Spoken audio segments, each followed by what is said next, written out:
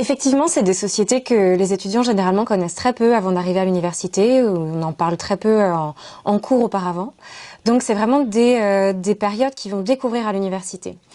Ce que j'essaye de faire passer comme comme enseignement avec lesquels j'ai envie qu'ils repartent à l'issue de leur cours ici à Bordeaux-Montaigne, c'est l'idée que ces sociétés, même si elles ont laissé très peu de traces écrites, ça veut pas dire que ce sont des sociétés qui sont sans histoire. C'est-à-dire qu'elles ont tout au long des plus de 2000 ans des âges des métaux, entre l'âge du bronze et l'âge du fer, des évolutions très importantes dans leur mode de vie, avec progressivement l'apparition de la ville, l'apparition de l'État, l'apparition de sociétés qui vont être de plus en plus hiérarchisées, des campagnes qui vont être de plus en plus structurées, qui vont commencer à ressembler très fortement aux campagnes qu'on voit encore à la période médiévale ou encore même jusqu'à aujourd'hui.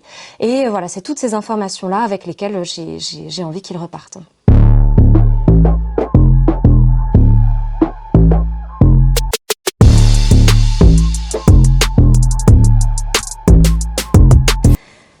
Alors effectivement, je travaille sur le développement des villes au cours du deuxième âge du fer, principalement autour du 4e, 3e jusqu'au 1er siècle avant notre ère.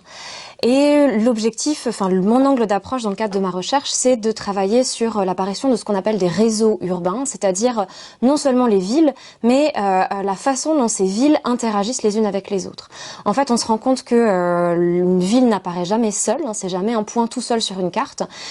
Ce sont des agglomérations qui apparaissent souvent à plusieurs, qui sont où il va y avoir plusieurs agglomérations qui vont apparaître dans une même région et à un même moment, et qui vont être rendues interdépendantes par le fait qu'elles interagissent beaucoup les unes avec les autres.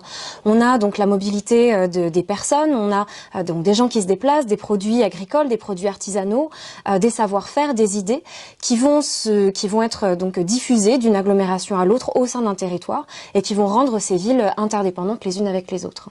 Et donc moi je travaille sur l'apparition de ces réseaux urbains, de ce réseau urbain du deuxième âge du fer, et donc comment à la fois les agglomérations se développent en même temps qu'une restructuration des réseaux de transport et de la mobilité.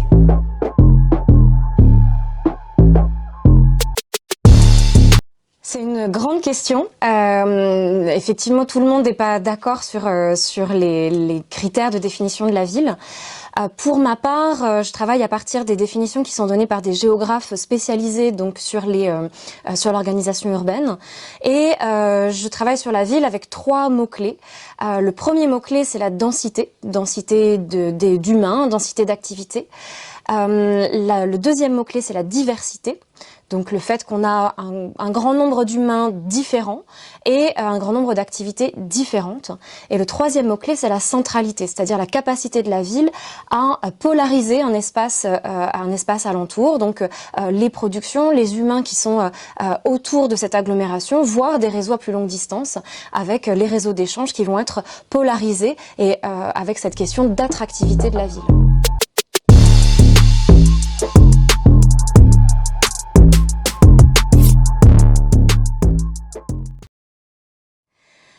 C'est aussi une grande question. Le commerce, selon comment on le définit, le commerce, a priori, il existe bien avant la ville.